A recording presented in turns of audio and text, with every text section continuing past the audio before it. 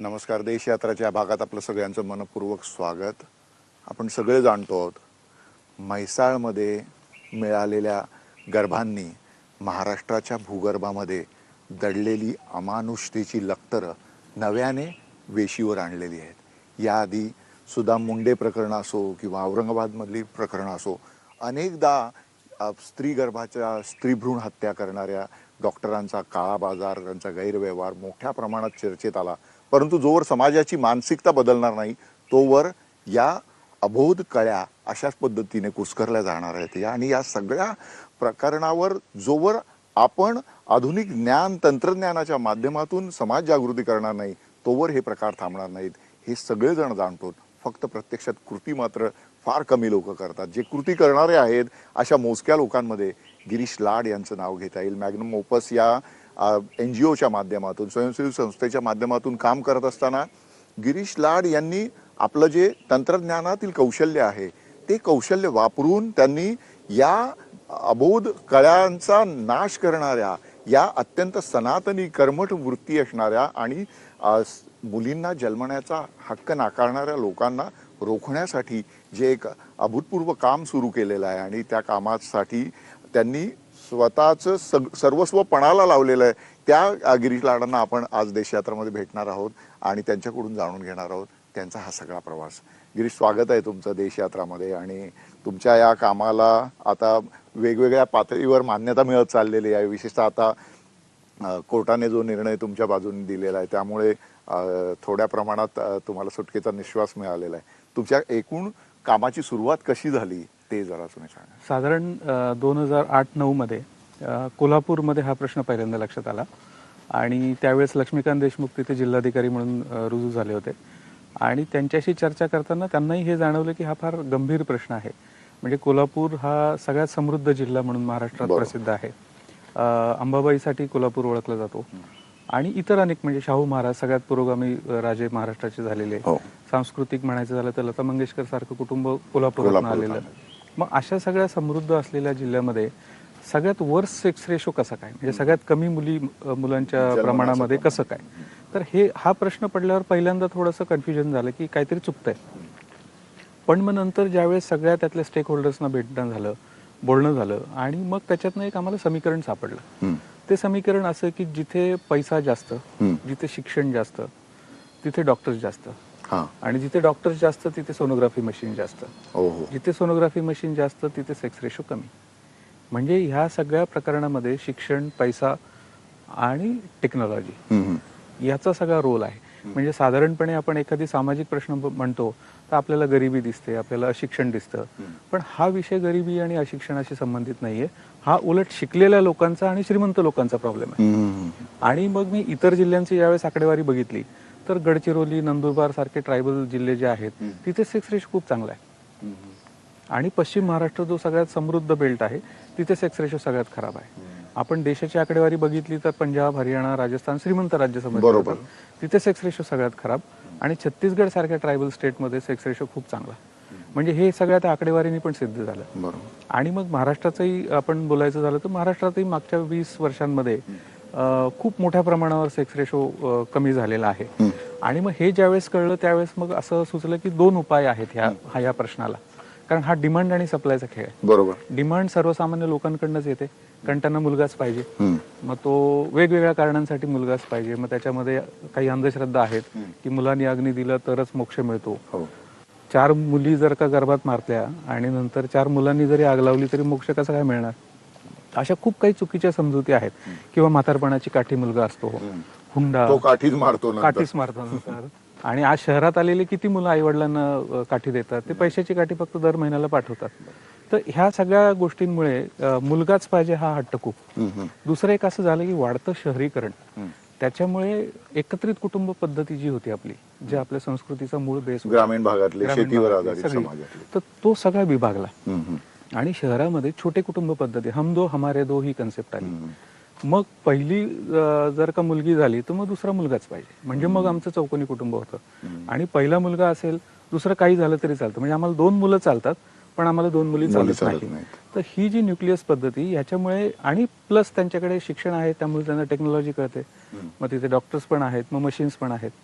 आणि जुन्या काळी काय व्हायचं, मुलगी जन्माला आल्यावर कळायचं की मुलगी झाली का मुलगा झाला. आणि त्यामुळे राजस्थान सारख्या प्रांतामध्ये मुली मारण्यासाठी वेगवेगळे उपाय होते ना, दुधात बुडवून वगैरे. नॉर्थ इंडियामध्ये किंवा बहुतेक ठिकाणी मुलीला कधी दुधात टाकायचे, मडकं असायचं, मडक्यात दूध टाकायचे, त्यात मुलीला टाकायचे, फडकं बांधायचे, नदीत सोडून द्यायचे. अरे राजस्थानमध्ये जमिनीत पुरायचे, कारण तिकडे नदी पाणी तेवढं नाही. हरियाणामध्ये तंबाखू किंवा अफीम त्या मुलीच्या तोंडात टाकायचे आणि तिचा गुदमरून जीव जायचा. एका ठिकाणी तर इतकी भयानक परिस्थिती मी ऐकली की मुलीला स्तनपान करताना ती आईच तिचं तोंड त्या स्तनावर दाबून धरायची, आई ग.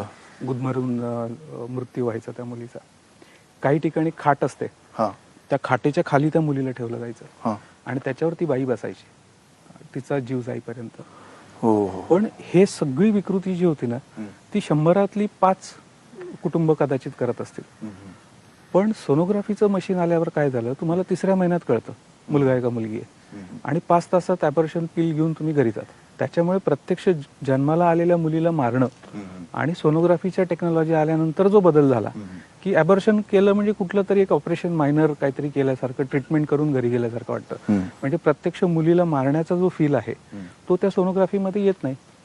आणि त्यात काही म्हणजे आपण पाप केलं नाही हे पण मानायला एक्झॅक्टली, म्हणजे आपण पाप केलंच नाही अशा प्रकारचं एक साधारण समज, किंवा एखाद्याला हत्या करणं आणि एखाद्याला टपली मारणं हा जसा फरक आहे तसा तसा प्रकारचं एक इंटरप्रिटेशन क्रिएट झालं. आणि टेक्नॉलॉजीमुळे काय झालं की साधारण भारतभर आता म्हणजे प्रत्येक क्षेत्रात टेक्नॉलॉजीचा प्रसार झाला. त्याच्यामध्ये मेडिकल फील्डमध्ये पण झाला. सोनोग्राफी मशीन हे खरं काय रोग आहे ते चेक करण्यासाठी, त्याची ग्रॅव्हिटी किती आहे ते चेक करण्यासाठी होतं.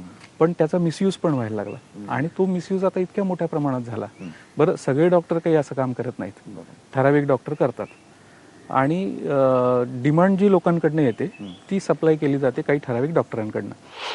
जपान असेल, रशिया असेल, अमेरिका असेल, इंग्लंड असेल, त्या प्रत्येक देशामध्ये 1000 मुलांपेक्षा जास्त मुली जन्माला येतात. म्हणजे निसर्ग मुलींना जास्त जन्माला घालतो ॲज कम्पेअर टू मेल. म्हणजे आपण जे म्हणतो ना की आता महाराष्ट्राचं सेक्स रेशो 894 आहे, बरोबर, म्हणजे आपण 1000पैकी 106 मुली कमी आहेत असं म्हणतो. ऍक्च्युली ते प्रमाण 206 मुली कमी असण्याचं आहे.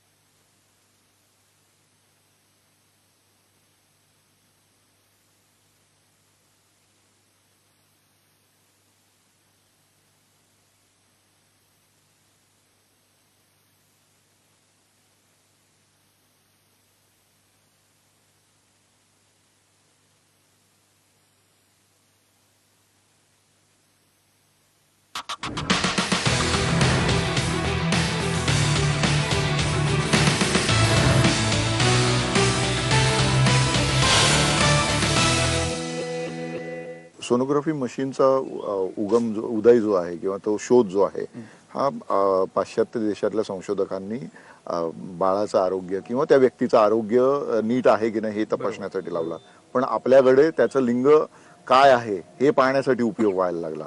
तीच गोष्ट आपल्याकडे तुम्ही संगणक तज्ज्ञ आहात म्हणून म्हणतो. आपल्याकडे संगणक आल्यानंतर पहिल्यांदा काय झालं असेल तर त्याच्यावर कुंडली काढायला लागले ना लोक. हो, म्हणजे आमच्याकडे तंत्रज्ञानाचा वापर अत्यंत विकृत पद्धतीने करण्याकडचा जो कल आहे यावर काय म्हणजे हे कशाचं लक्षण आहे? तुम्ही दोन्हीकडे काम करता म्हणून मला हा प्रश्न विचारायचा फार वाटला. वेगळा आणि चांगला प्रश्न आहे. ऍक्च्युली काय आहे, तंत्रज्ञान हे एक माध्यम आहे. माध्यमाला स्वतःचा विचार नसतो, म्हणजे टेक्नॉलॉजीला. त्याच्यात तुम्ही जे इनपुट देता त्या पद्धतीने टेक्नॉलॉजी चालते. इन्व्हेंट करणारा कधीच असा विचार करत नाही की सोनोग्राफी मशीनचा असा पण मिसयूज होऊ शकतो. आणि भारतामध्ये म्हणजे आता गंमत अशी, आपण पाश्चात्य देश, सुधारलेले देश म्हणून आपण जेलस पण असतो त्यांच्या बाबतीत बऱ्याच वेळा. आणि पाश्चिमात्य संस्कृतीचा आपण अवलंब करतोय म्हणून आपल्या लोकांनाही आपण शिव्या घालतो. पण ह्या प्रश्नाच्या बाबतीत बोलायचं झालं तर आपल्याकडे गर्भलिंग निदान करणं हे कायद्याने बंदी आहे. म्हणजे तुम्ही सांगू शकत नाही की गर्भात मुलगा आहे का मुलगी आहे. आणि पाश्चात्य देशात म्हणजे अमेरिकेचं उदाहरण द्यायचं झालं तर तिकडे सोनोग्राफीच्या रिपोर्टमध्ये लिहून देतात की मुलगी आहे का मुलगा आहे. आपल्याकडे जसं डोळा जेवण होतं तसं तिकडे बेबी शॉवर नावाचा प्रकार असतो. आणि बेबी शॉवरच्या वेळेस ते ज्या लोकांना इन्व्हाइट करतात ते विचारतात की पिंक गिफ्ट आणू की ब्लू गिफ्ट आणू. म्हणजे मेंटली तिकडे न जन्माला आलेल्या जीवाला सुद्धा किंमत आहे, कुणी मारत नाही. आणि आपल्याकडे म्हणजे अजून जन्मलं नाही तर त्याच्या आधीच आपण त्याला मारायला उठतो. तिकडे गर्भपाताला बंदी आहे आणि आपल्याकडे गर्भपात हा महिलेचा अधिकार समजला जातो. म्हणजे एक्झॅक्टली अपोजिट सिच्युएशन. आणि मी जेव्हा नैसर्गिक सेक्स रेशो काय असेल, काही सायंटिफिक रिसर्चमध्ये असं मेन्शन केलंय की 1000 मुलांमागं 956 मुली जन्माला येतात. बरोबर आहे, शास्त्रीय दृष्ट्या आहे. तर त्याचं कारण असं आहे की 0 to 6 इयर्स होईपर्यंत मुलींचं जगण्याचं प्रमाण जास्त आहे आणि मुलांचं दगावण्याचं प्रमाण जास्त आहे. म्हणजे बाय बर्थ किंवा जन्माला येतानाच मुली जास्त इनर स्ट्रेंथ घेऊन येतात आणि मुलं हे वीक स्ट्रेंथ घेऊन येतात. त्याच्यामुळे मग तो 6 वर्षानंतर तो सेक्स रेशो बरोबर होतो. मग नॅचरल सेक्स रेशो कसा असेल तर ज्या ठिकाणी असा प्रश्नच नाहीये, मुलगा आला तरी चालेल मुलगी आली तरी चालेल, अशा काही देशांची मी ज्यावेळेस आकडेवारी बघितली, त्याच्यामध्ये जपान असेल, रशिया असेल, अमेरिका असेल, इंग्लंड असेल, त्या प्रत्येक देशामध्ये 1000 मुलांपेक्षा जास्त मुली जन्माला येतात. म्हणजे निसर्ग मुलींना जास्त जन्माला घालतो ऍज कम्पेअर टू मेल. म्हणजे आपण जे म्हणतो ना की आता महाराष्ट्राचं सेक्स रेशो 894 आहे, बरोबर, म्हणजे आपण 1000पैकी 106 मुली कमी आहेत असं म्हणतो. ऍक्च्युली ते प्रमाण 206 मुली कमी असण्याचं आहे निसर्गाचं, जर का आपण इक्वेशन बघितलं तर. त्याच्यामुळे हा प्रश्न फारच गंभीर आहे. आणि मूळ मुद्दा तुमचा पहिला जो प्रश्न होता की ह्या डिमांड सप्लायचं जसं कळलं गणित, मग ह्याच्यासाठी 2 पर्याय आहेत. एक म्हणजे की डिमांड कमी करणे, म्हणजे प्रबोधन करणे. मग लोकांनाच सांगणे की मुलगी झाली तरी चालेल, तुम्ही मुलाचा हट्ट करू नका. मग त्याचे वेगवेगळ्या प्रकारे ते प्रबोधन करणं हा एक भाग. आणि दुसरा जो भाग आहे तो म्हणजे की जे डॉक्टर्स हे सगळं करतात, जे सप्लाय साईडला आहेत, त्यांना कंट्रोल करणं की त्यांनी हे डिटर्मिनेशनच करू नये. तर आता 125 करोड लोकांची मानसिकता बदलायची तर माझी त्यावेळेस कॅपॅसिटी नव्हती, आत्ताही नाही. पण म्हटलं साधारण 50,000 ते लाखभर डॉक्टर असतील तर 125 कोटी लोकांना कंट्रोल करण्यापेक्षा लाख डॉक्टरांना कंट्रोल करणं जास्त सोपं आहे. म्हणून मग मी त्याच्या म्हणजे सप्लाय साईडला काय आहे तर सप्लाय साईडला कायदा आहे, PCPNDT ऍक्ट, म्हणजे प्रसूतीपूर्व प्रसूती पश्चात गर्भलिंग निदान प्रतिबंधक कायदा. आणि गंमत अशी आहे, महाराष्ट्र हे पहिलं राज्य होतं ज्याला ह्या प्रश्नाचा, सोनोग्राफी मशीनचा मिसयूजचं इथल्या सामाजिक कार्यकर्त्यांच्या लक्षात आलं. हो का? आणि महाराष्ट्र हे पहिलं राज्य आहे ज्यांनी याच्याविषयी कायदा केला. त्याच्यानंतर तो केंद्राने ऍज इट इज अडॉप्ट केला. त्याच्यानंतर त्याच्यात अमेंडमेंट झाली आणि मग तो पूर्ण 1994 साली पूर्ण देशभर तो लागू करण्यात आला.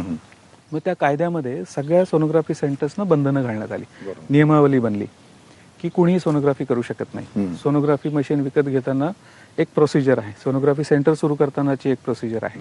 मी ज्यावेळेस सोनोग्राफी करतो तर प्रत्येक गरोदर महिलेची सोनोग्राफी करताना मला एक फॉर्म भरावा लागतो आणि दर महिन्याच्या 5 तारखेला तो फॉर्म मंथली रिपोर्ट मला त्या जिल्ह्याच्या अधिकाऱ्यांना सबमिट करायचा असतो.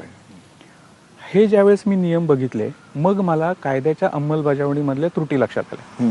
आता इथे गंमत काय आहे की इथे कंप्लेनर नाही आहे. हां गरोदर महिला, तिचं कुटुंब आणि डॉक्टर हे संगनमताने गर्भलिंग निदान करतात. बरोबर मग जिथे कंप्लेनर म्हणजे ती गर्भातली मुलगी तर आत्म कंप्लेंट करू करू शकत शकत नाही.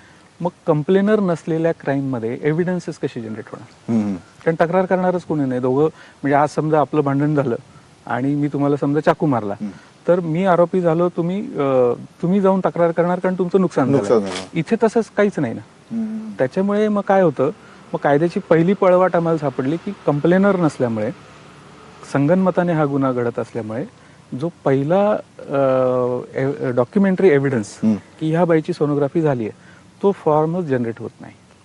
कारण मला जर का सेक्स डिटर्मिनेशन करायचं आहे तर मी कशाला फॉर्म भरेल?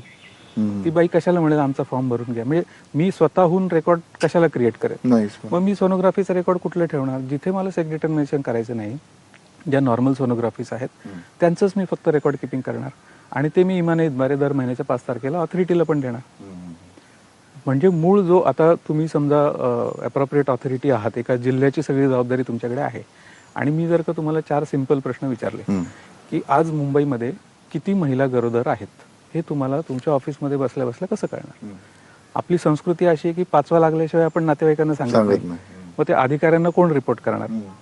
दुसरा प्रश्न मला असा पडला की त्यातल्या किती बायकांनी कुठल्या सोनोग्राफी सेंटरला किती तारखेला सोनोग्राफी केली, हे अधिकाऱ्यांना बसल्या बसल्या कसं कळणार?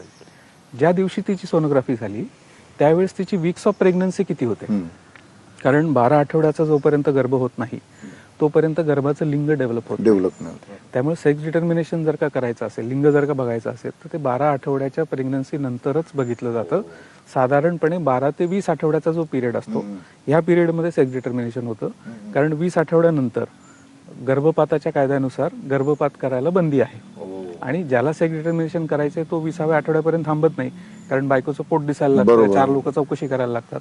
त्यामुळे 12 ते 15, 12 ते 16 ह्या पिरियडमध्येच सेक्स डिटर्मिनेशन केलं जातं. तर मग हे अधिकाऱ्यांना कसं कळणार की ज्यांनी सोनोग्राफी केली त्यातल्या किती बायका या सेकंड ट्रायमिस्टर मधल्या आहेत?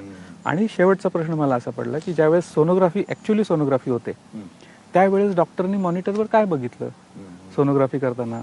त्यांनी फिमर लेन बघितली, त्यांनी कम्प्लीट अॅनोमली टेस्ट केली का त्यांनी फक्त पोटातलं पाणी बघितलं आणि 2 मिनिटं सोनोग्राफी करून सोनोग्राफी मशीन बंद झालं, त्यांनी काय बघितलं त्याचा एव्हिडन्स नाही? हे 4 चॅलेंजेस मला सापडले की ज्याच्यामुळे कायद्याची अंमलबजावणी ही त्या उद्देशाने कायदा केलाय त्या उद्देशाने होत नाहीये. बरोबर. म्हणून मग ह्या 4 प्रश्नांना उत्तर देण्यासाठी मग एक टेक्नॉलॉजीचं सोल्युशन आम्ही तयार केलं.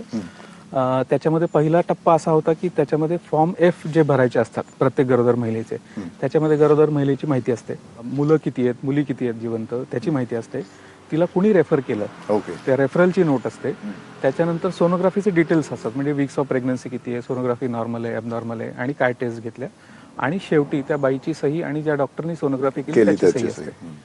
त्याच्यामुळे सगळी माहिती त्या फॉर्ममध्ये मिळते आणि त्या फॉर्मचे डिटेल्स हे अप्रोप्रिएट ऑथॉरिटीकडे सबमिट करायचे असतात.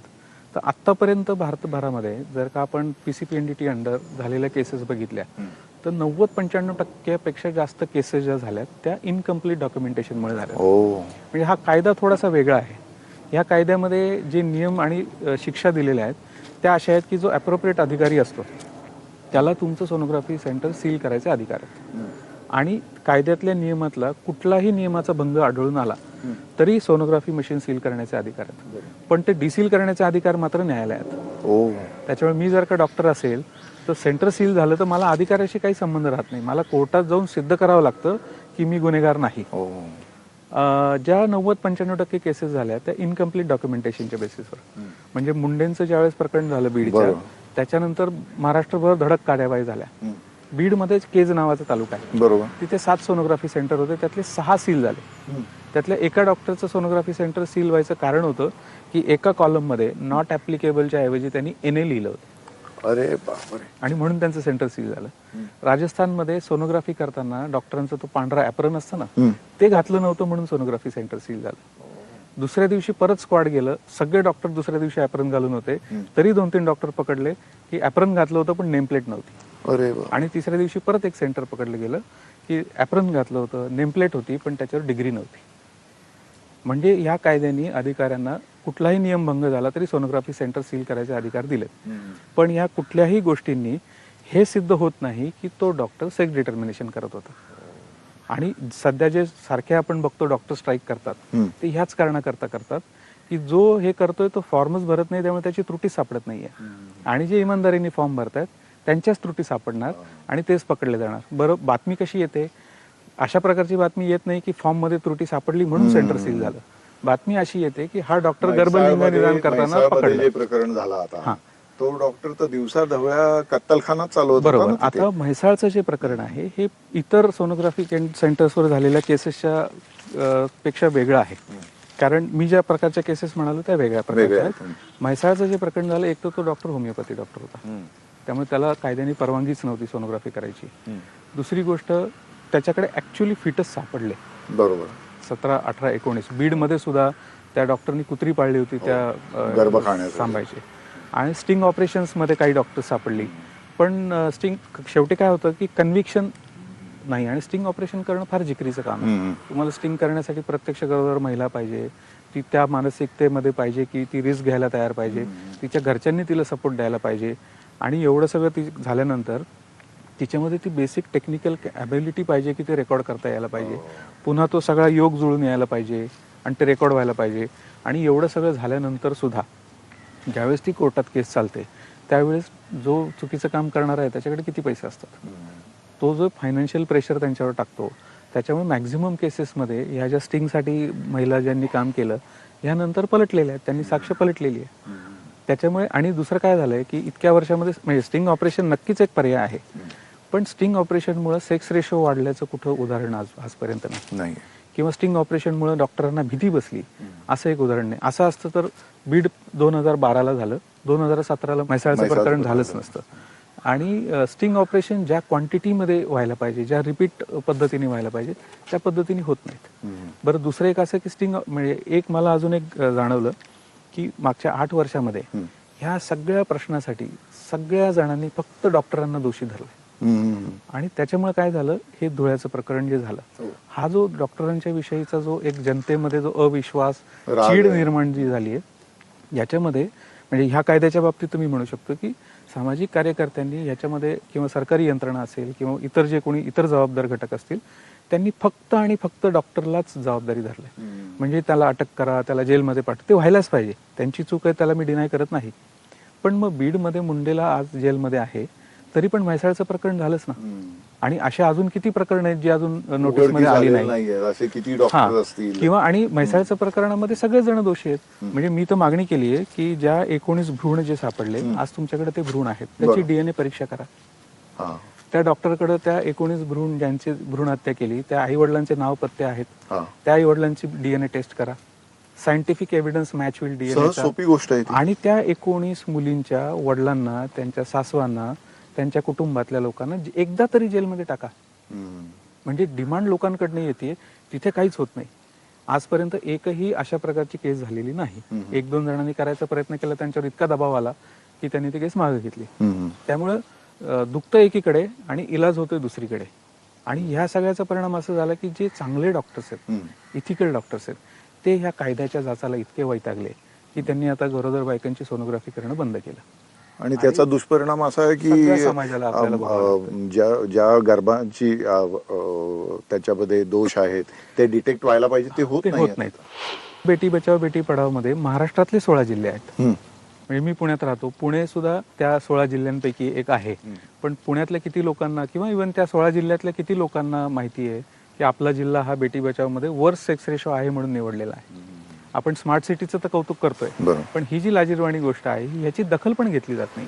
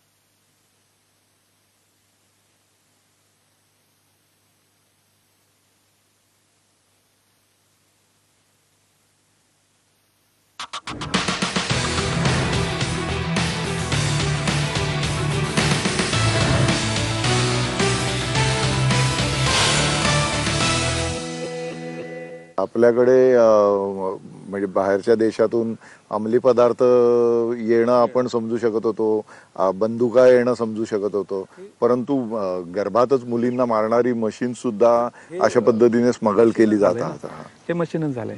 आणि हे जी इलिगल मशीन्स आहेत, ह्या मशीन्सना कायदा काहीच करू शकत नाही, कारण ती रजिस्टर्ड नाही, ती सरकारी दरबारी त्याची नोंद नाही आणि काहीच माहित नाही. नाही, आणि ती जर डॉक्टरच्या घरात असेल तर तुम्ही प्रूव्ह कसं करणार ना? Exactly. घरं तपासावी लागतील बरोबर सगळ्यांची. बरोबर. त्यामुळे तो जो आहे तो विषय हा पोलिसी यंत्रणेने सोडवायला पाहिजे, त्या पोलिसांच्या पद्धतीने.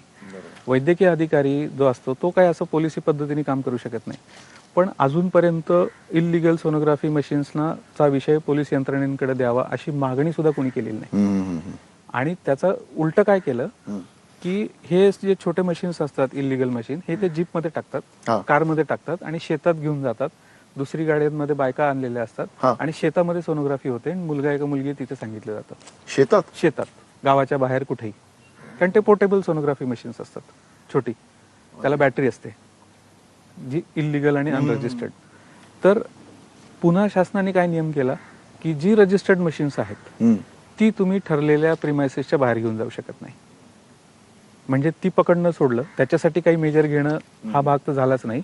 उलट जे म्हणजे ज्यांच्याकडे पोर्टेबल आहे, अजून आपल्याकडे म्हणजे जेव्हा 94ला हा कायदा झाला गर्भलिंग चाचणीच्या संदर्भाचा, तर त्या काळामध्ये मोठ्या प्रमाणात डॉक्टर्स जे रिपोर्ट द्यायचे म्हणजे गर्भवती स्त्रीची चौकशी केल्यानंतर वर फक्त श्री लक्ष्मी प्रसन्न किंवा श्री गणेश असं लिहायचे, म्हणजे जेणेकरून लिंग कुठलं आहे गर्भाचं ते कळावं. ते काय आहे? ते कसं आहे की सांगायचं कसं, सोनोग्राफी केली आता सांगायचं कसं, तर त्याच्या खूप वेगवेगळ्या आयडियाज डॉक्टरांनी शोधून काढल्या. म्हणजे सोनोग्राफी मशीन असं ठेवलेलं आहे, इथे बेड आहे, इकडे गणपतीचा किंवा शंकराचा फोटो आणि इकडे देवीचा फोटो. सोनोग्राफी झाली की सगळं कुशल मंगल आहे म्हणून देवीकडे जर का बघून नमस्कार केला तर त्यांनी समजून घ्यायचं मुलगी आहे, देवाकडे बघून नमस्कार केला तर समजून घ्यायचं मुलगा आहे. दुसरा एक प्रकार मी बघितला की पेशंटला परत बोलवतात ना, आत्ता सोनोग्राफी झाली परत या, तर ते असं सांगतात, मुलगा असेल तर म्हणतात मंगळवारी या, मंगळवारी या म्हणजे मुलगा आहे आणि शुक्रवारी या म्हणजे मुलगी आहे. अरे बापरे. किंवा 1 नंबर म्हणजे 9 नंबर आणि 6 नंबर, असे इतके वेगवेगळे प्रकार यांनी शोधून काढले कम्युनिकेट करायचे. आणि आता तर असं झालंय की आता रिक्षावाले आणि बाकीचे सगळे जे लोक असतात, कंपाऊंडर, त्याचा भाऊ, त्याचे नातेवाईक, आशा वर्कर, अंगणवाडी वर्कर, ह्याच एजंटचं काम करतात.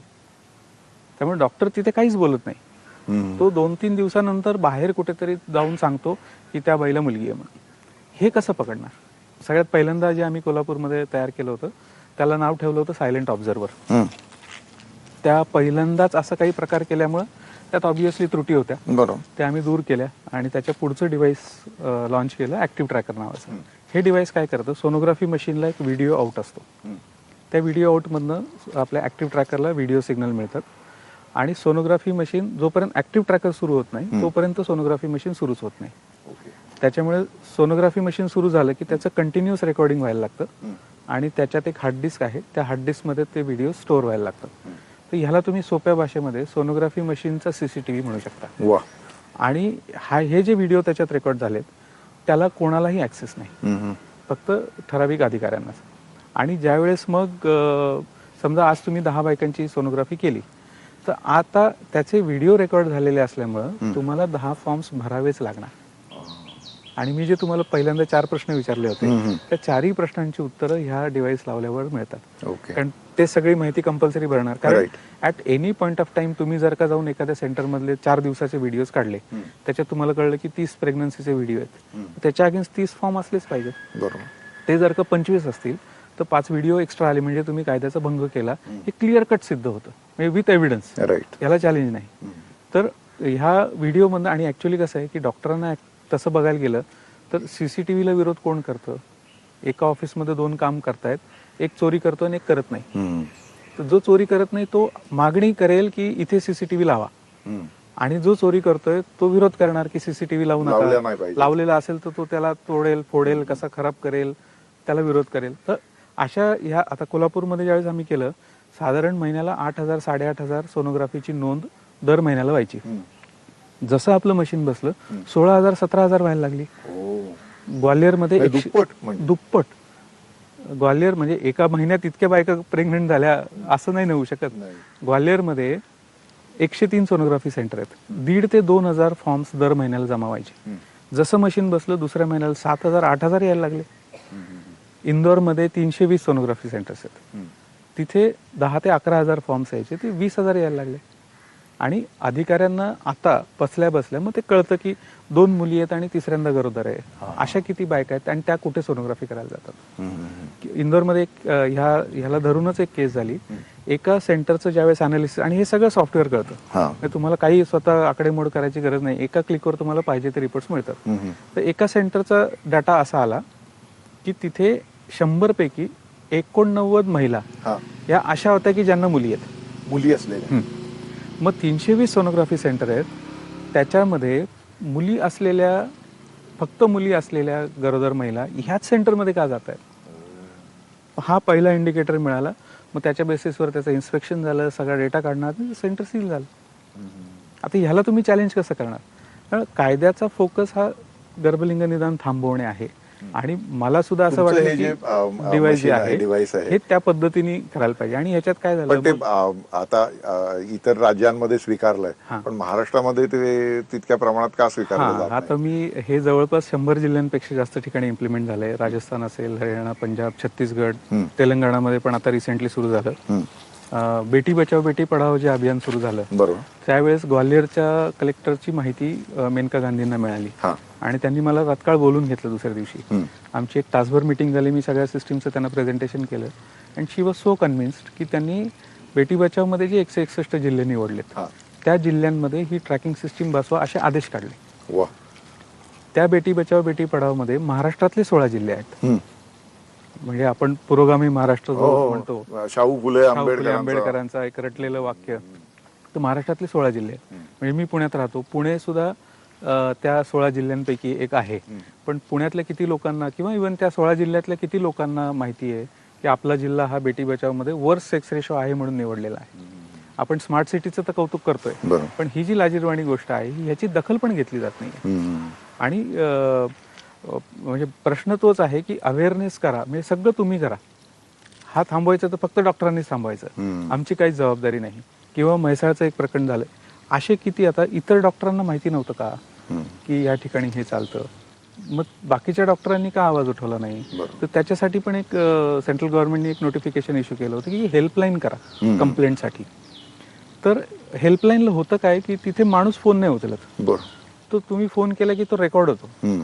आणि 850 पैकी फक्त 8 तक्रारीमध्ये तथ्य सापडल्याचं कळलं. म्हणजे महाराष्ट्रातली लोक इतक्या चुकीच्या कंप्लेंट्स करतात. 850 पैकी फक्त 8 मध्येच तथ्य सापडावं. त्या म्हैसाळच्या डॉक्टरची पण तक्रार झालीच होती. हो बरोबर आहे, त्याची तक्रार झाली होती, पण त्याच्यावर चौकशी करायला गेले त्यांना तिथं काही सापडलं नाही.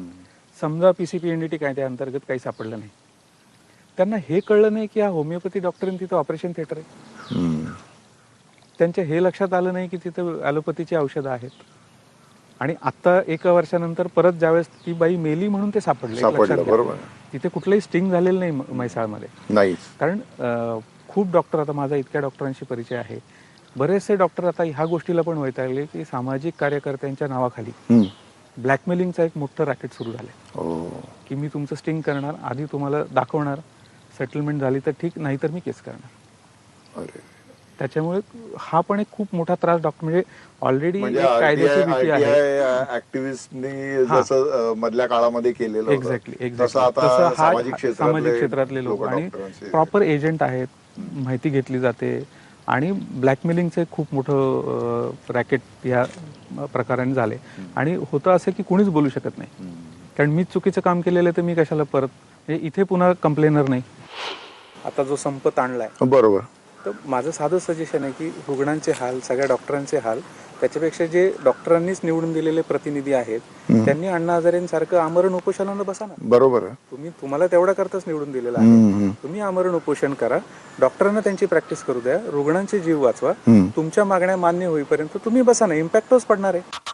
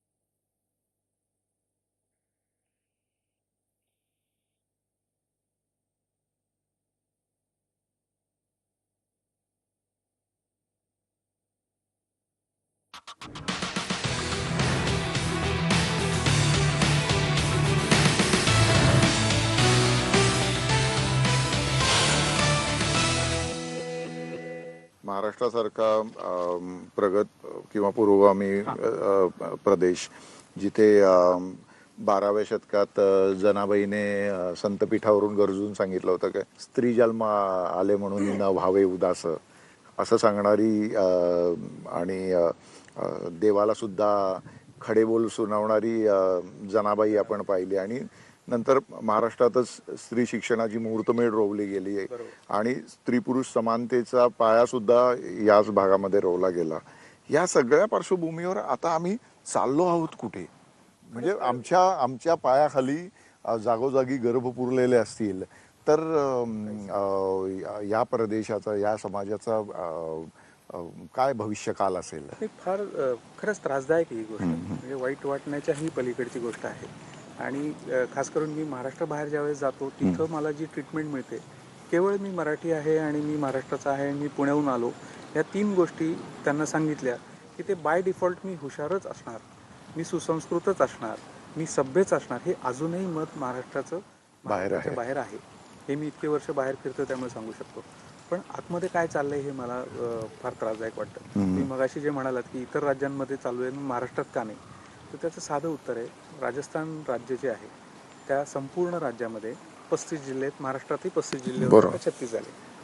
संपूर्ण राजस्थानमध्ये 2,500 सोनोग्राफी सेंटर्स आहेत. 2,500 आणि एकट्या मुंबईत 3,500 पेक्षा जास्त सोनोग्राफी सेंटर्स आहेत. बाप. महाराष्ट्रात 7-8 हजारच्या वर सोनोग्राफी सेंटर्स आहेत. आणि एक डॉक्टरांची लॉबी आहे जे निवडून आलेले नेते असतात संघटनेचे ते आत्ता म्हैसाळचं प्रकरण घ्या किंवा डॉक्टरांची मारहाण झाली, आता जो संप ताणलाय, बरोबर.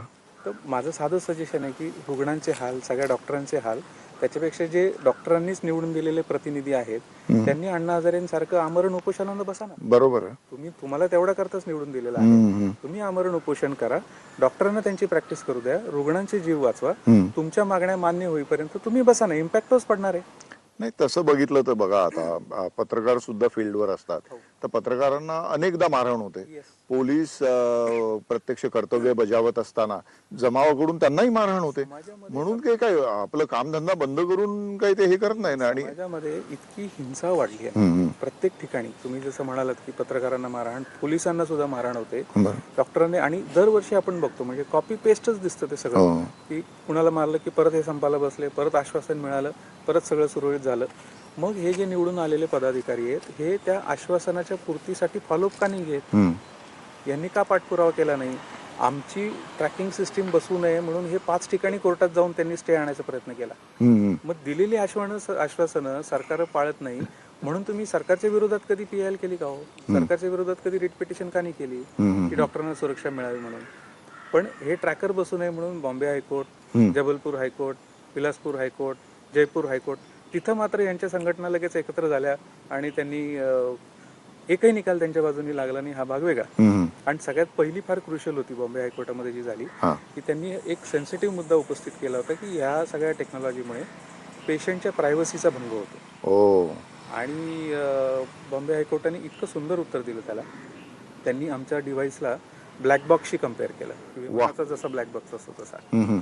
आणि ते म्हणाले की आत्ताचं जे मुलीचं गर्भात मारण्याचं जे प्रमाण आहे ते पाहता right to life is more important than right to privacy असा निकाल बॉम्बे हायकोर्टाने दिला. क्या बात आहे. आणि त्याच्यानंतर खऱ्या अर्थाने मी जे काही काम केलं त्याला एक कायदेशीर स्वरूप मिळालं. त्याचाच रेफरन्स बॉम्बे हायकोर्टाचा रेफरन्स राजस्थान हायकोर्टाने घेतला. 2012 साली 23 मे 2012ला राजस्थान हायकोर्टाने ऍक्टिव्ह ट्रॅकर पूर्ण राज्यामध्ये मॅन्डेटरी केलं. 4 महिन्याच्या आत प्रत्येक सोनोग्राफी मशीनला हे डिव्हाइस बसलं पाहिजे. जर का नाही बसलं तर ते सोनोग्राफी सेंटर सील करा. आणि राज्य शासनालाही आदेश दिले की त्यांनी जर का याची अंमलबजावणी केली नाही तर it is to be treated as a contempt of court. मग राजस्थानमध्ये ती सिस्टीम बसली. आज 2017 सुरू झालं. मी मागच्या 4 वर्षाचा डेटा गव्हर्नमेंटकडनं RTI करून घेतला आणि राजस्थानमध्ये मागच्या 4 वर्षामध्ये 24 अंकांनी सेक्स रेशो वाढला संपूर्ण राज्याचा. ग्वाल्हेरमध्ये ही सिस्टीम 2012ला सुरू झाली. ग्वाल्हेरमध्ये 50 अंकांनी सेक्स रेशो वाढला. कारण ग्वाल्हेर जिल्हा म्हणजे तिकडचा दबंग जिल्हा. शेजारी भिंड मुरैणा हो. ते सगळं चंबळची घाटी, हम्म. त्यामुळे तिथं हे करणं फार रिस्की होतं. हम्म. आणि ते हब होतं बेसिकली. बरोबर. आग्रा, झाशी सगळं कनेक्टेड हम्म. सिटी, त्यामुळे सगळे ग्वाल्हेरला यायचे ह्या कामासाठी, जसं आपल्याकडे कोल्हापूर होतं तसं. बरोबर.